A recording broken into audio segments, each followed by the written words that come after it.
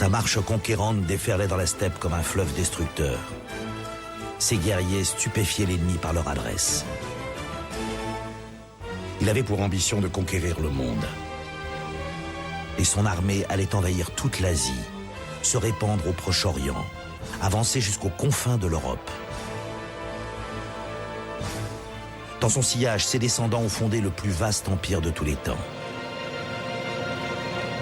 Entré de son vivant dans la légende, il est devenu un des grands noms de l'histoire, Gengis Khan.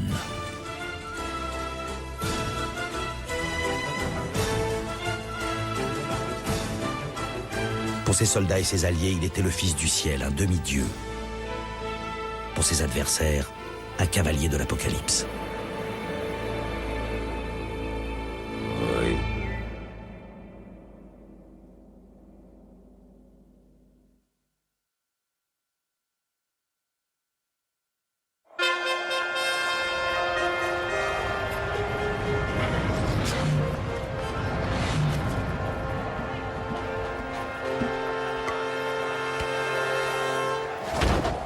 Début du XIIIe siècle en Europe. La chevalerie n'a jamais été aussi puissante. Cette élite de guerriers investis d'une mission politique et religieuse symbolise la valeur militaire du monde médiéval, sa force vitale.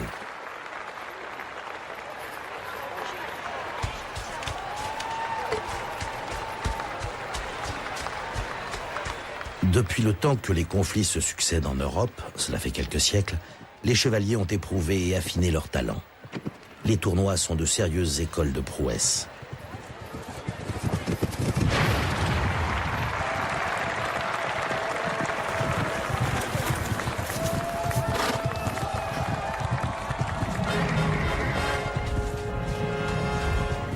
On se plaît à les croire invincibles. Pourtant, face à l'ennemi qu'ils devront bientôt affronter, ils seront tristement vulnérables.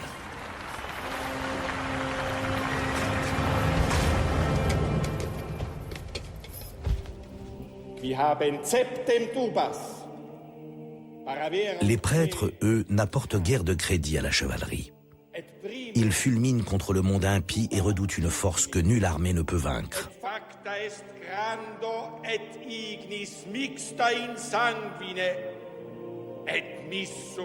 Ils s'inspirent pour leurs sermons du livre des Révélations annonçant l'Apocalypse.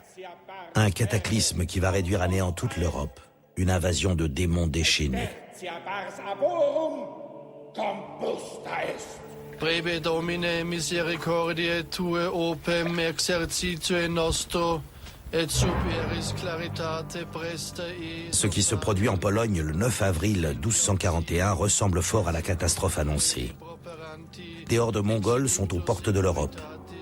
Une armée de chevaliers polonais et allemands menée par Henri II de Silésie s'apprête à les affronter pour la première fois.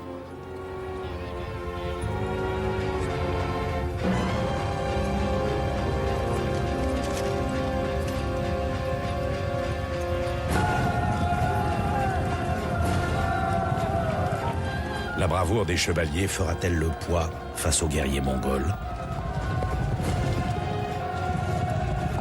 Ces hommes sont animés d'une pugnacité sans pareille, un héritage de leur chef légendaire, Gengis Khan.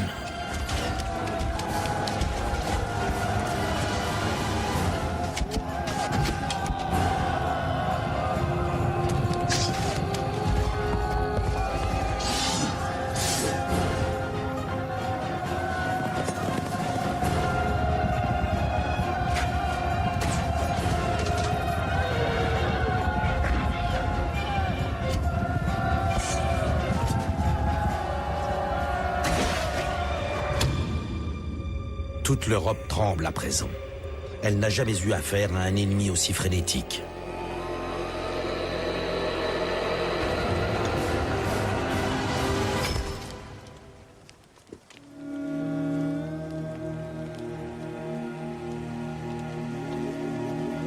Au milieu du XIIIe siècle, les Mongols avaient accumulé d'innombrables victoires, et toujours au nom de Gengis Khan. Mais qui donc était cet homme dont l'autorité posthume poussait encore ses hordes exaltées à la conquête du monde? On sait peu de choses de la vie de Gengis Khan. Les rares informations dont on dispose proviennent d'une chronique que son fils adoptif, Chigi Kuduku, aurait commencé à écrire peu après sa mort. Un texte intitulé « L'histoire secrète des Mongols ».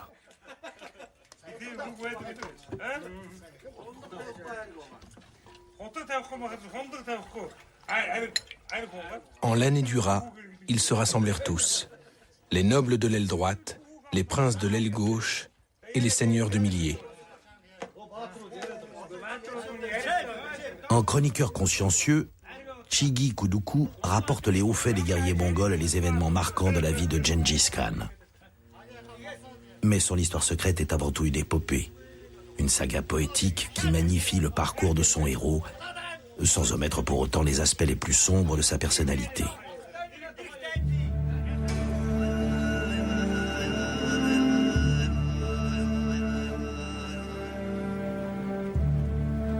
Nous sommes en Asie centrale, au milieu du XIIe siècle.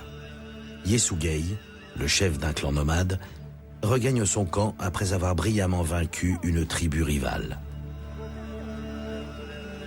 Une bonne nouvelle l'attend dans sa yourte. Une autre raison d'être fier. Son épouse vient de lui donner un fils.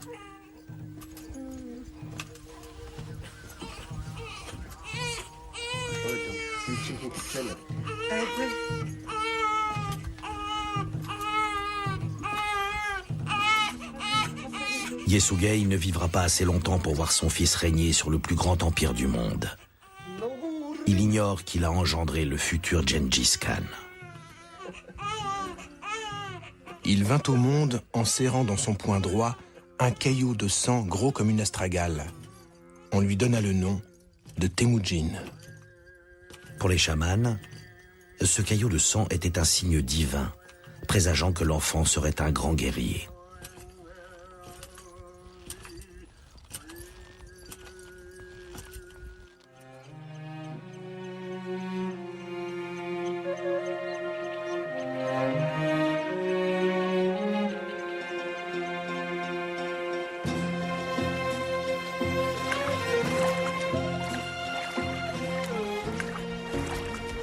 Temujin est venu au monde dans une famille noble.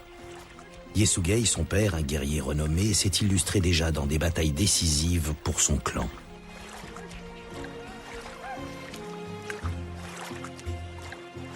Ces nomades passent la plus grande partie de leur vie à cheval. Alors comme tous les enfants mongols, Temujin doit très tôt maîtriser l'art de l'équitation, indispensable pour les battues de chasse dans la steppe immense.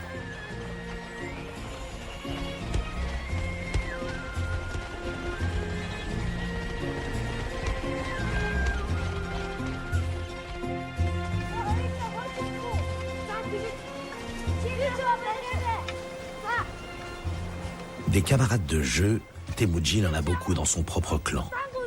Mais il y en a un parmi eux qu'il aime vraiment comme un frère. Il s'appelle Jamuk.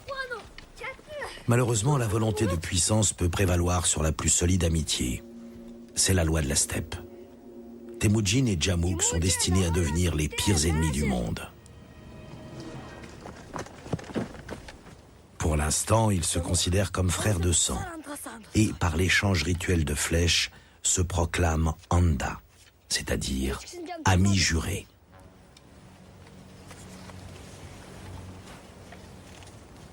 Il serait amèrement surpris s'il pouvait à l'instant se projeter dans l'avenir.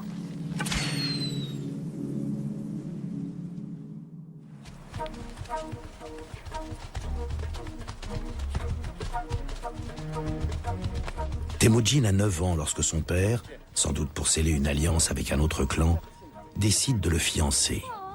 Ils partent ensemble à la rencontre des tribus voisines.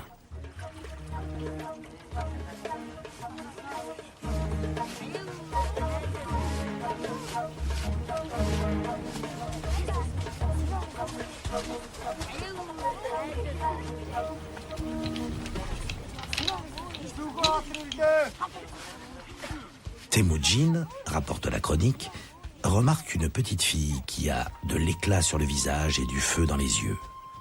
Elle s'appelle Beurté. Ça veut dire le bleu du ciel.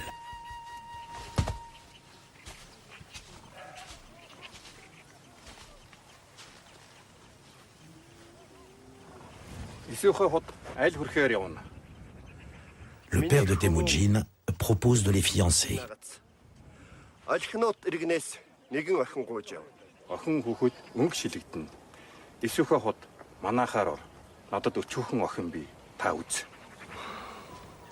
Le père de Beurté accepte et accueille Temujin. Comme le veut la coutume mongole, il devra vivre quelque temps dans la famille de sa promise.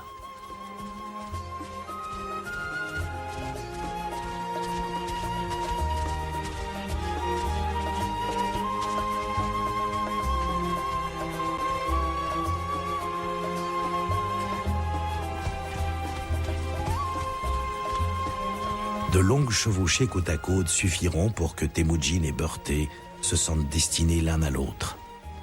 Mais ils ont encore l'âge de l'insouciance et ne se doutent pas de l'adversité qui les attend.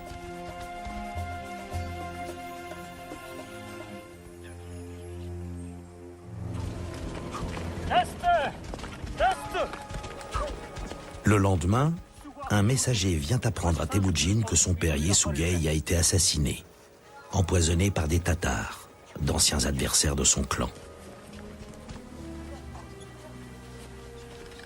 Temujin doit regagner son campement au plus vite. Toutefois, le père de Beurté, sans doute persuadé qu'il fera un bon mari pour sa fille, s'engage à la lui garder pendant 4 ans.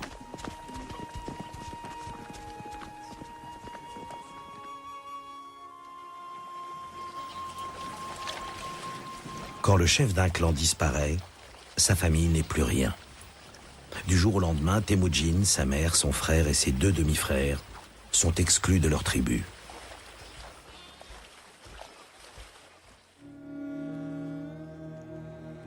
Tous les autres étaient partis, abandonnant la veuve et ses fils. Mais cette femme était une âme forte. À l'aide d'une pique en bois, elle alla jusqu'à déterrer des racines pour nourrir ses enfants.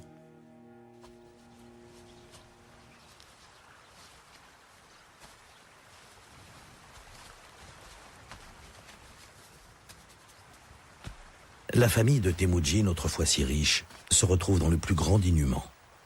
Un oignon, un fruit ou un poisson est un trésor que l'on défend farouchement. Les disputes sont de plus en plus fréquentes entre Temujin et ses demi-frères, et de plus en plus violentes.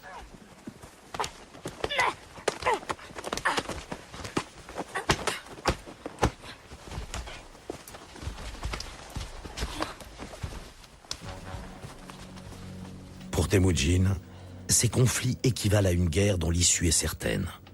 En tant qu'aîné, il se sent investi de certains droits, comme celui d'éliminer son demi-frère détesté. Assis dans une clairière, Bekter surveillait les chevaux. Temujin et son autre frère arrivèrent à pas de loup et bandèrent leurs arcs.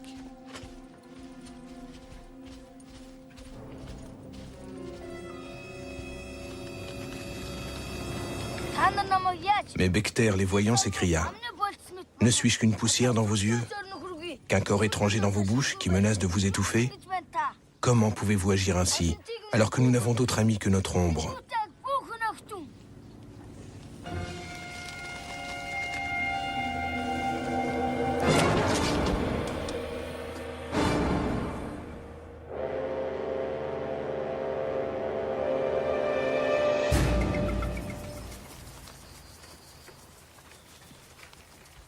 Les nouvelles vont vite dans la steppe.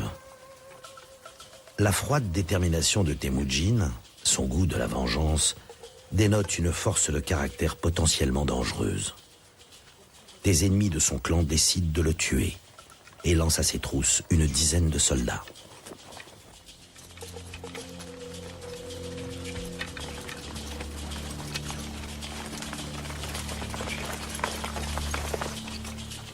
Ils furent terrifiés à l'approche des soldats. Khazar, le jeune frère de Temujin, tira une volée de flèches pour les tenir à distance.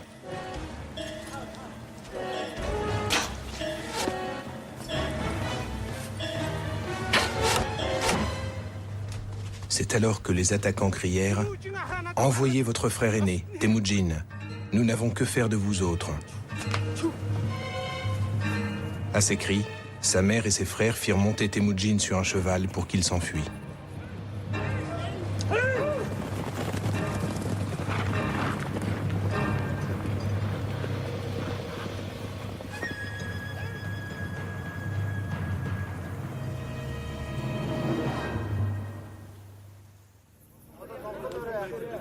L'histoire secrète raconte que Temujin passa 9 jours et 9 nuits dans la forêt avant d'être débusqué et ligoté par ses poursuivants. Le voici désormais prisonnier du camp ennemi et réduit en esclavage.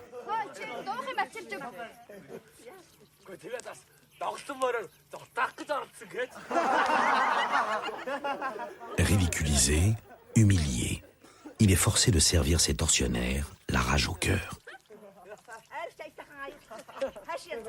Temujin sera un jour un grand chef. Certains de ses ennemis se souviennent de la prophétie du chaman qui l'a vu naître et n'osent pas l'avilir. Mais la plupart des autres n'ont aucun respect pour lui.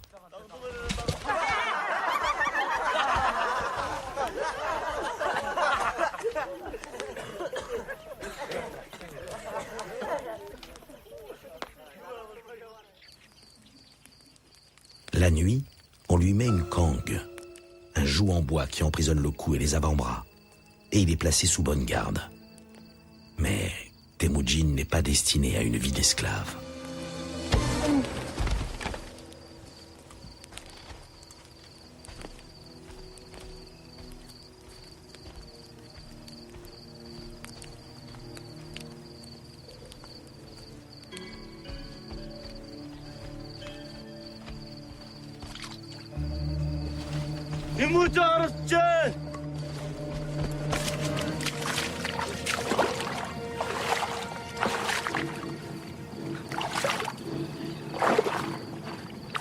Pensant qu'on le verrait s'il courait vers le bois, il se glissa dans la rivière et, la tête et les bras toujours pris dans sa cangue, il se laissa flotter au fil de l'eau.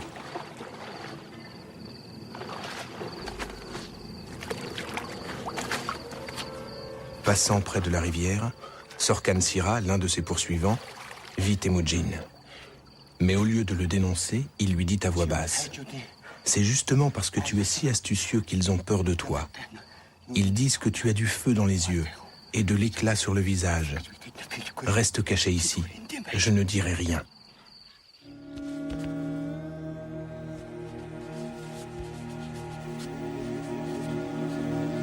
Chigi Kuduku note que Temujin parvint à s'échapper. Mais son récit ne relate que très brièvement les années qui suivirent.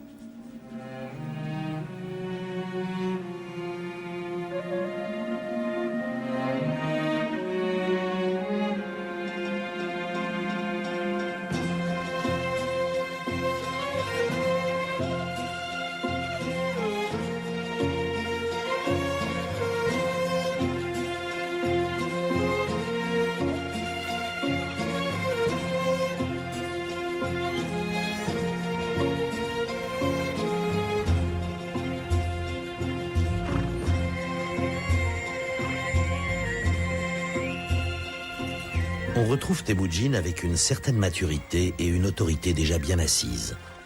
Il est à la tête d'une petite armée.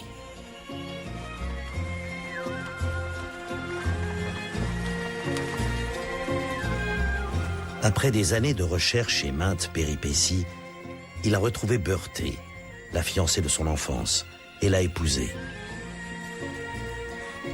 Le mariage de raison voulu par son père a donc finalement eu lieu et lui assure l'appui d'un clan.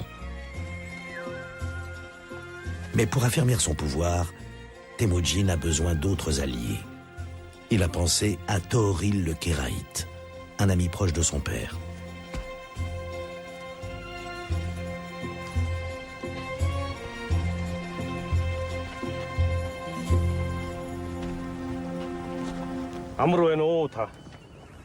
Jadis, mon père et toi étiez des alliés jurés, lui dit Temujin.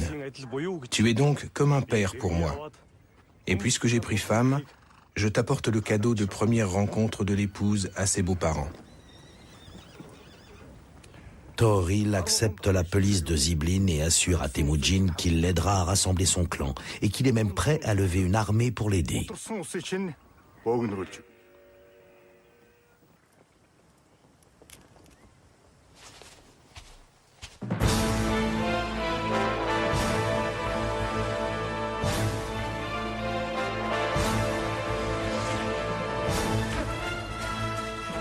Temujin doit maintenant constituer une armée solide et sûre d'elle. Il recrute des hommes de peu, bergers ou forgerons, mais tous des jeunes gens pleins de fougue qu'il va former à l'art de la guerre. Pour s'assurer leur obéissance, il leur promet razzia et récompense.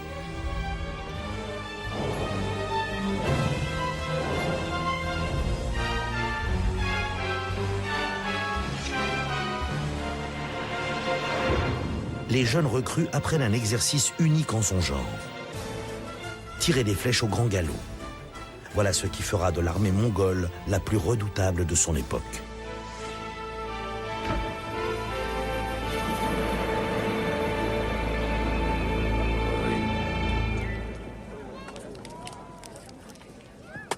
Même en temps de paix, on se prépare toujours à la guerre dans un campement mongol. Cela fait partie de la vie quotidienne qui s'écoule par ailleurs tranquillement. C'est aux femmes que revient le soin de tondre les moutons et de tanner les peaux, de traire les vaches, d'entretenir les yourtes et les chariots.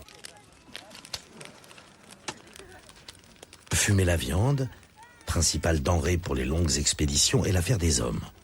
De même que la préparation de l'ayrak, le lait de jument fermenté. L'ayrak, c'est le nerf de la guerre.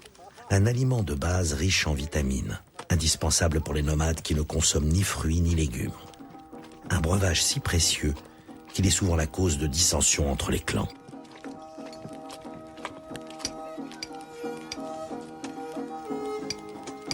Les armes aussi sont le domaine des hommes. Il faut un savoir-faire très précis pour confectionner celle-ci, une arme miracle qui fera la supériorité des Mongols sur n'importe quel ennemi. L'arc réflexe. Fait d'un minutieux assemblage de couches de bois et de cornes, il est bien plus rapide que l'arc européen, et sa portée est d'au moins 900 mètres.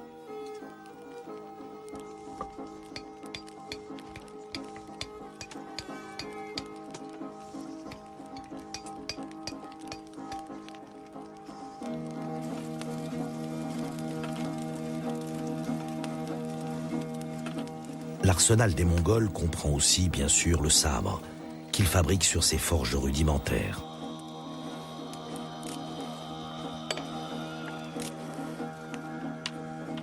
L'arc réflexe est tellement puissant qu'il faut 2 hommes pour le cintrer à l'inverse de sa courbure naturelle au moment d'y fixer la corde en boyau.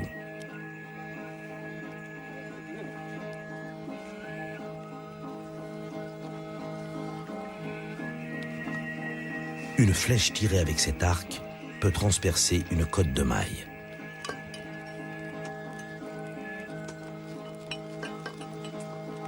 Armés de cet arc et lancés au grand galop sur leurs chevaux de steppe rablés et vigoureux qu'ils montent à la perfection, les Mongols s'affirment en guerriers presque invincibles. Mais avant d'affronter les armées de l'Ouest, Temujin et ses hommes vont devoir en découdre avec les puissantes tribus qui les entourent à cette époque. Les Merkites, les Naïman, les Tatars.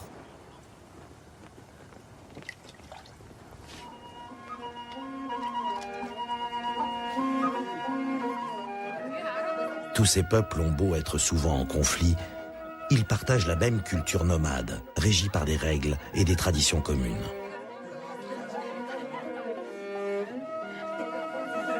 Le nom de Mongol ou de Tatar évoque en général des barbares sans foi ni loi. Pourtant, entre 2 guerres, les chefs tribaux, les Khans, profitent avec faste des fruits de leur victoire.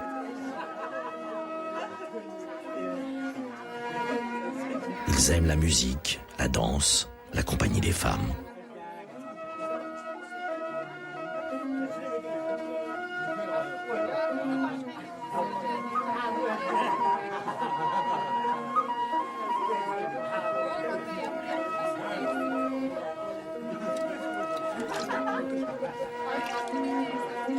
Des femmes, plus un Khan est puissant, plus il en a. Une 12aine d'épouses et autant de concubines. Nombre d'entre elles ont été achetées ou enlevées lors des razzias et amenées de force à la cour du Khan.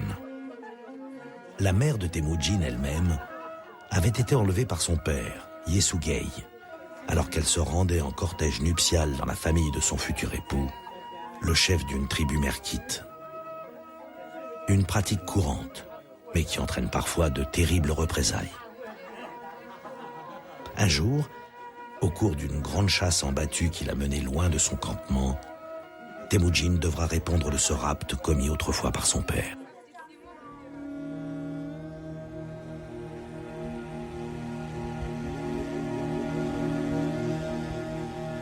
Ils avaient établi leur campement aux sources de la rivière Keroulen, quand un matin, très tôt, une vieille femme qui était au service de la mère de Temujin sortit de sa yourte affolée.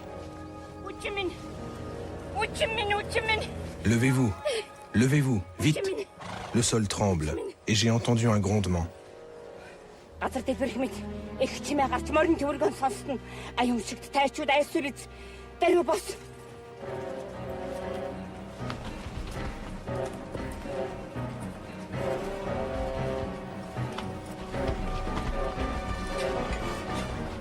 Temujin est seul avec ses proches à des kilomètres de son armée. Une seule solution, fuir au grand galop. Seulement, il n'y a pas assez de chevaux pour tout le monde. Il n'en reste plus qu'un pour la mère et la femme de Temujin. C'est à lui de faire un choix. Il ordonne à sa mère d'enfourcher le dernier cheval.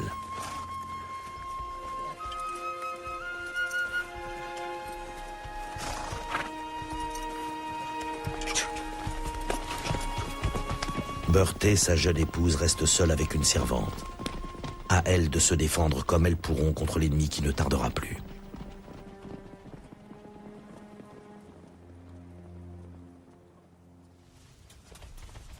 La servante fit grimper Beurté dans un chariot et y attela un bœuf.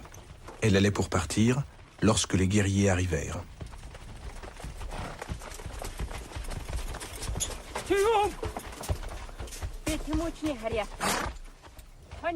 Interrogée par les cavaliers merkites, elle prétend ne rien savoir de Temujin et de sa famille.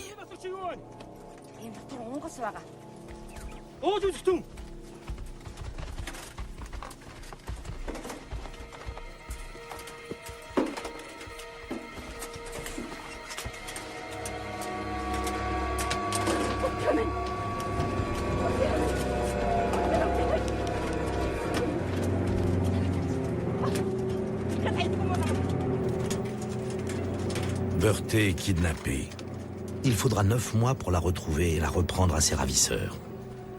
Temujin vengera cet affront en attaquant les merkites avec une violence sans précédent.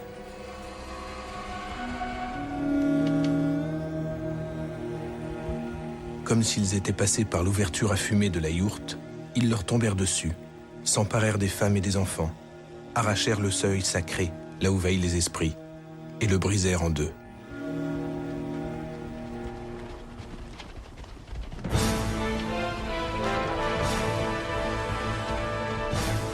Cette brutalité va allumer une haine inextinguible entre Mongols et merkites. Mais Temujin ressort de ce règlement de compte tout auréolé de gloire. Vers l'an 1200, de plus en plus de clans se rallient à lui. Il va pouvoir passer à un autre objectif, venger la mort de son père. Autrement dit, défier les redoutables Tatars.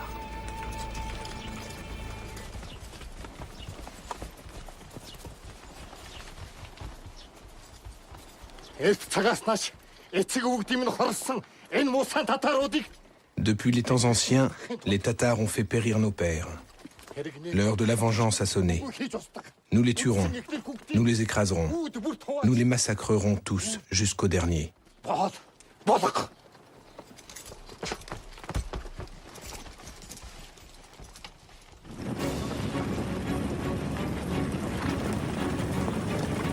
La colère et l'hostilité qui couvaient depuis des générations se déchaînent. Avec la même intensité dans le camp des Tatars qu'on appelle les fils de l'enfer, que dans celui des Mongols, galvanisés par ce chef qui a juré de régner en maître sur tous les peuples d'Asie centrale.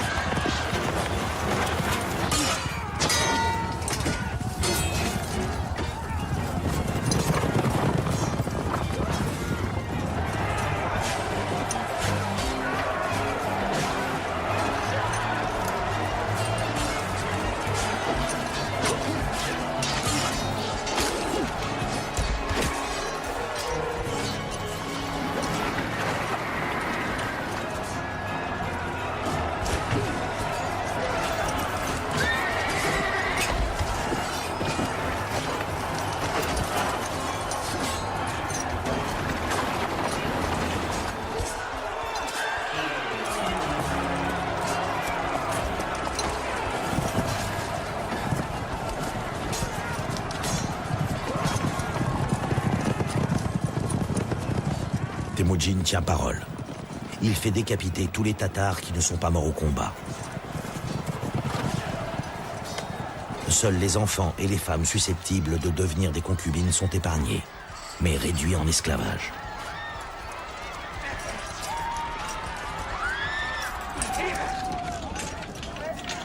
Cependant, Temujin n'est pas le seul à vouloir mettre sous son joug toutes les tribus de l'Est.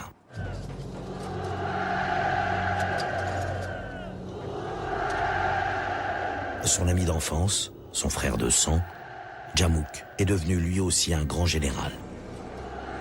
Mais avec le temps, leur amitié s'est muée en une animosité tenace. Djamouk a formé une coalition de clans hostiles à Temujin. Le sacrifice d'un cheval, accompli par des chamans, est le rituel obligé pour officialiser ses intentions guerrières.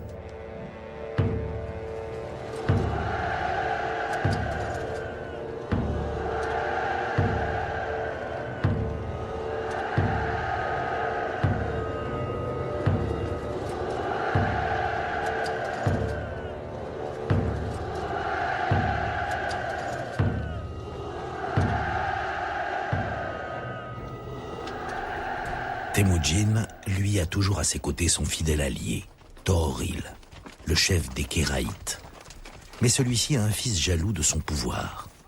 Djamouk va mettre à profit cette jalousie. Temujin n'est plus à nos côtés.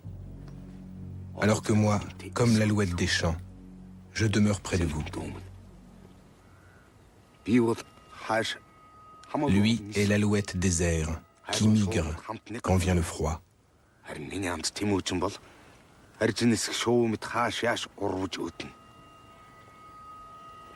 Il a déserté notre camp pour se rallier à nos ennemis.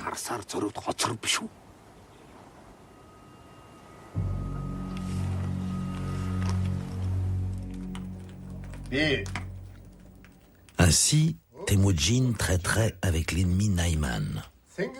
À la cour de Tooril, on a prêté l'oreille à ses accusations. Temujin va vite le comprendre. Lors d'une audience, il propose à Tooril un mariage entre son fils et la petite fille du vieux chef, en vue de renforcer son alliance et d'augmenter ses chances de lui succéder sur le trône. Mais le fils de Tooril a bien retenu la leçon de Djamouk. Il insulte Temujin, qui ne lui pardonnera pas une telle humiliation.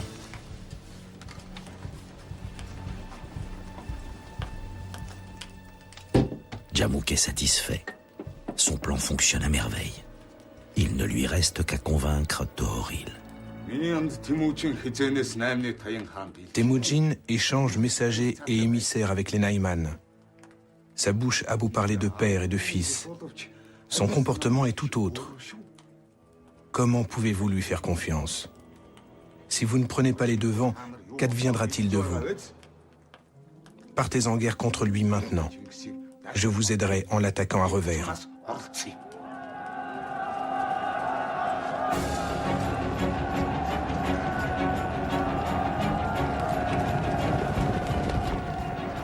L'alliance est scellée. Les armées de Tooril et de Djamouk réunies attaquent de concert celles de Temujin. Un âpre combat dont chacun connaît les enjeux. Le vaincu sera anéanti sans merci. Le vainqueur régnera en maître absolu sur toute la steppe. Comme dit l'adage mongol, il ne peut y avoir deux ours dans la même caverne.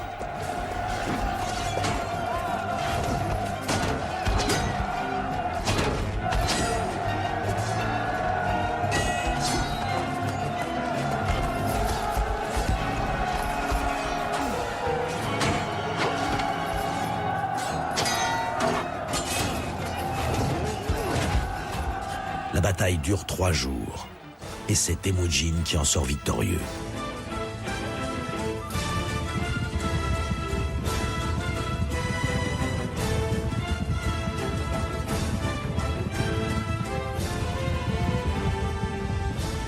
Tooril est mort et Djamouk est en fuite. Temujin peut désormais prétendre au titre de Grand Khan.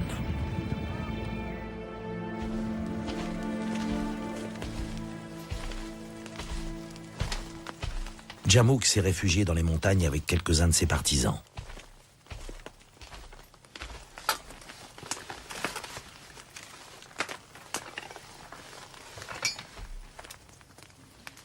Lui qui hier encore commandait à des dizaines de milliers de soldats, le voici condamné à se cacher. Déjà, il mûrit sa vengeance contre Temujin. Il se dit prêt à s'allier avec ses ennemis d'hier et à attaquer son propre clan.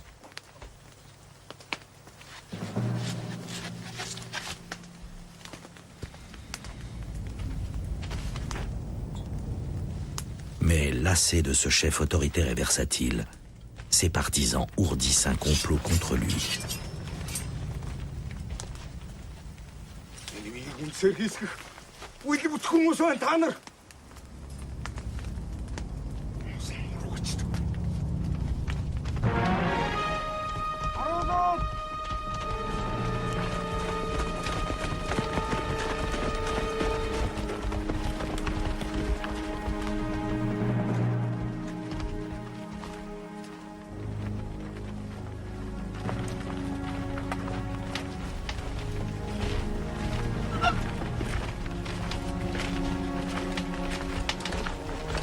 Les renégats ont décidé de livrer Djamouk à Temujin.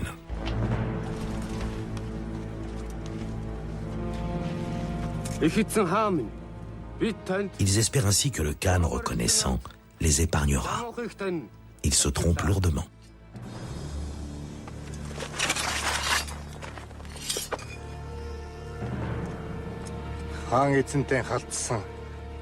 Comment laisser en vie des hommes qui ont porté la main sur leur propre roi? Qui pourrait faire confiance à de tels individus? Il faut les exterminer, jusqu'au dernier.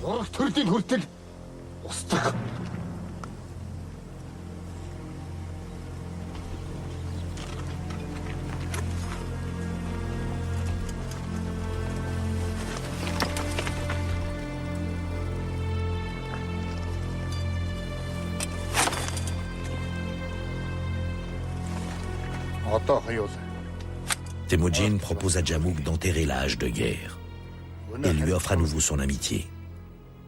Mais Djamouk refuse. Rongé par la honte et le remords, il ne réclame qu'une chose: mourir honorablement. Mon allié juré, accorde-moi une faveur, une seule. Fais en sorte que l'on me tue sans que mon sang soit versé. Son souhait sera exaucé. Temujin le fera étouffer.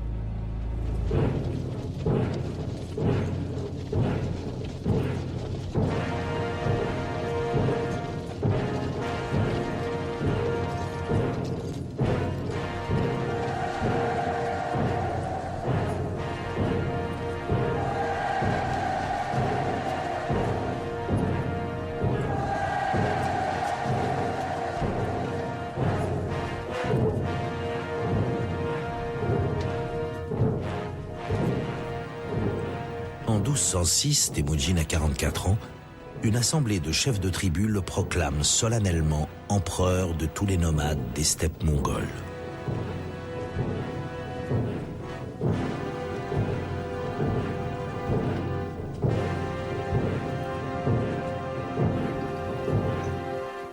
Tous les chefs de clan viennent lui rendre hommage lors d'une grandiose cérémonie d'investiture.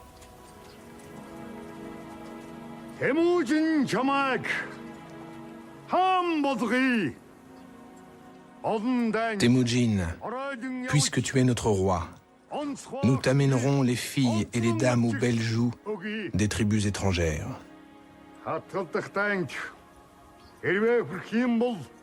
Si, au moment de croiser le fer, nous devions faillir à tes ordres, fais-nous couper la tête sur le champ. Prends-nous nos enfants et nos épouses, et pars en nous abandonnant à la terre déserte.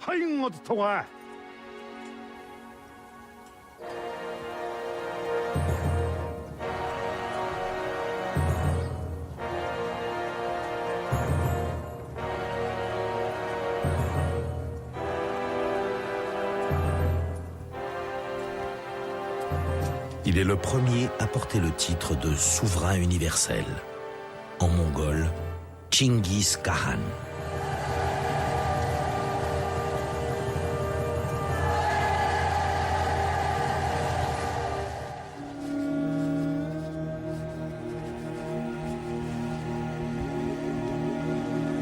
Achevant de mettre en ordre le peuple mongol, Gengis Khan déclara « Ceux qui ont établi la nation à mes côtés, je les nommerai seigneurs de milliers. »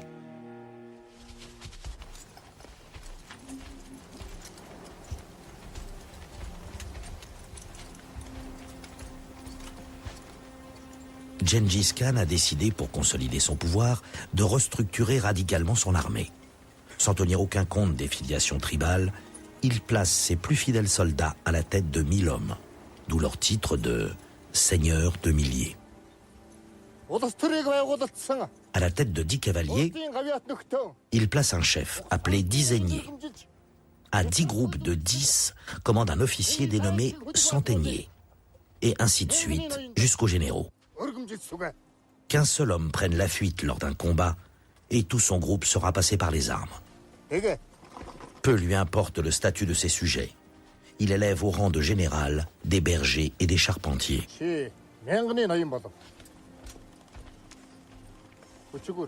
Il recrute également une garde personnelle de 10 000 soldats d'élite, tous des fils ou des frères de généraux et d'aristocrates. Des otages en quelque sorte, qui assurent l'empereur de l'obéissance de leur famille.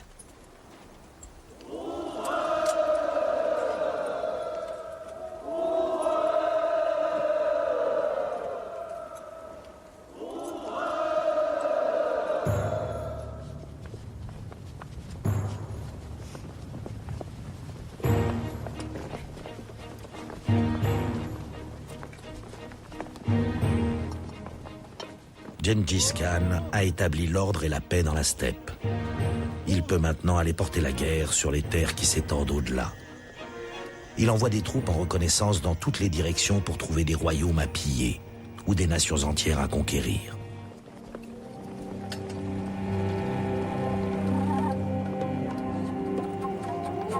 Ni le désert de Gobi ni le terrible Taklamakan n'arrêtent les éclaireurs mongols. Dans le froid mordant comme dans la chaleur extrême, les petits chevaux de la steppe s'avèrent aussi résistants que leurs cavaliers.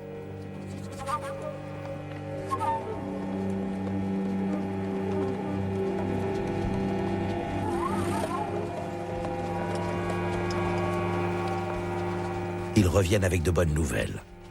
Aucun des royaumes qu'ils ont atteints ne soupçonne la menace d'invasion imminente.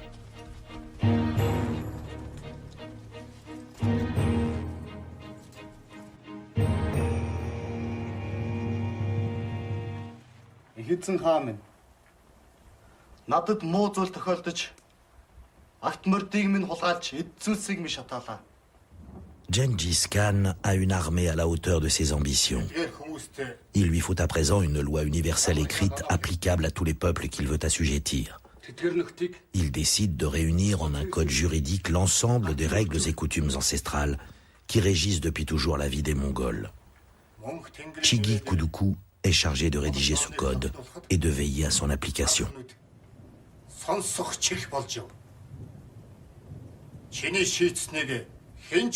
Punit la trahison et le vol.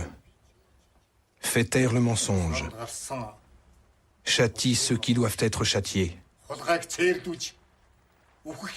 Consigne tout ceci dans le registre bleu.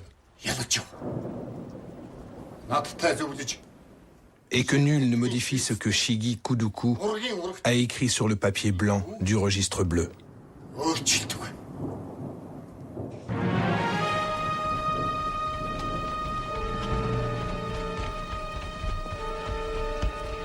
Ayant réorganisé ses armées et son administration, Gengis Khan se sent prêt à attaquer son voisin le plus puissant. À cette époque, ce qui est aujourd'hui la Chine était divisé en deux États. Celui des Jin au nord et au sud, l'empire des Song.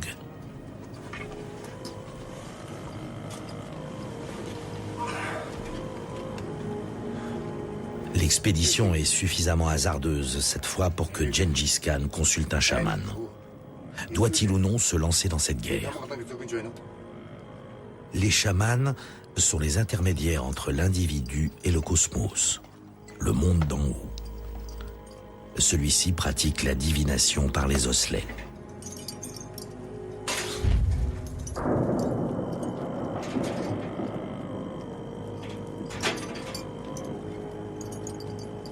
Cet os s'est fendu dans le sens de la longueur. C'est un présage de guerre.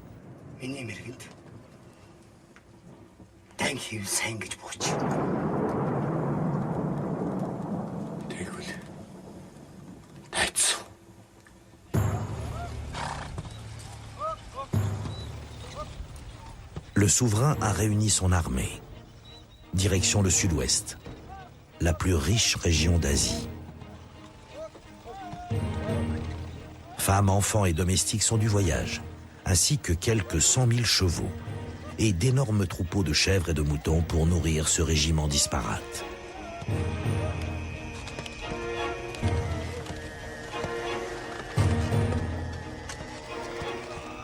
Gengis Khan ordonne que sa impériale soit hissée sur une plateforme roulante tirée par plus de 20 bœufs.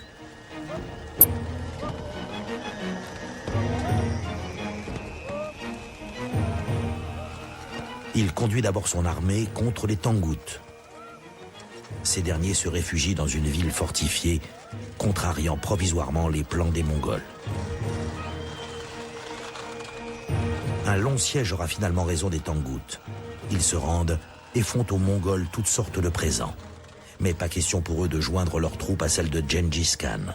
Ce refus leur coûtera cher.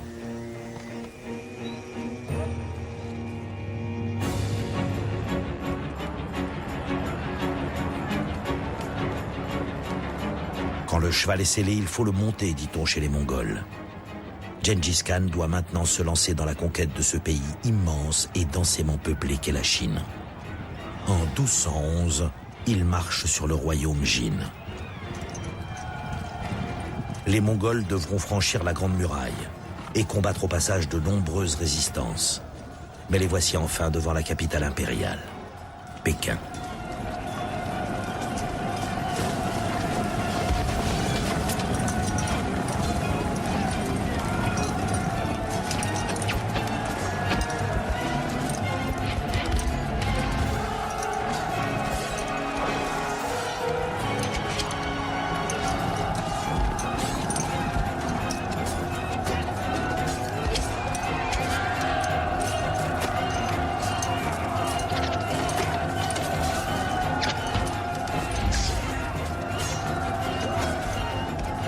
Il faudra des années de lutte, des assauts répétés et une stupéfiante habileté tactique pour qu'en 1215, enfin, Pékin se rende. La ville est mise à sac et, selon l'expression consacrée, pas une tête n'est laissée sur un corps.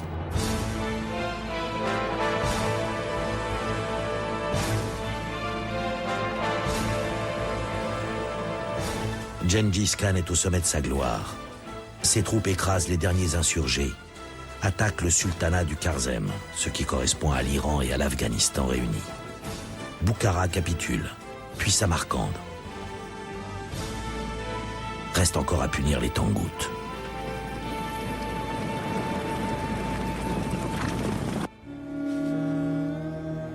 Les Tangout avaient failli à leur promesse de se rallier aux troupes de Gengis Khan. Il s'est lancé dans une seconde campagne contre eux et les a anéantis. Ce livre s'achève maintenant, au 7e mois de l'année du rat.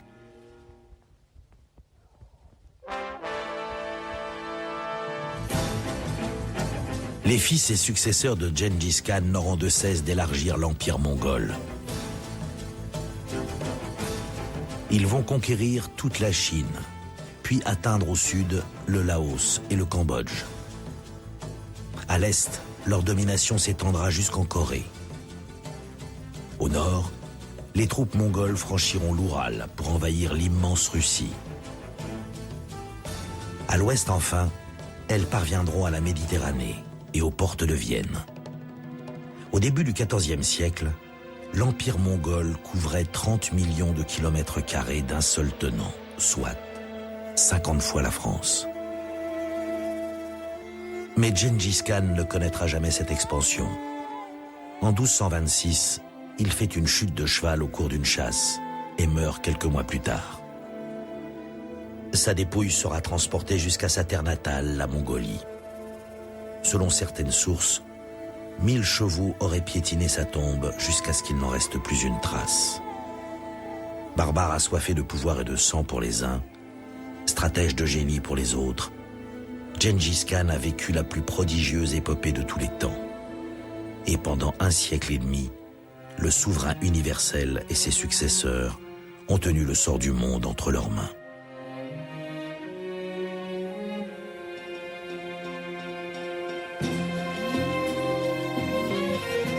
Dans un instant, l'aventure continue en mer des Caraïbes avec la dernière expédition de Christophe Colomb.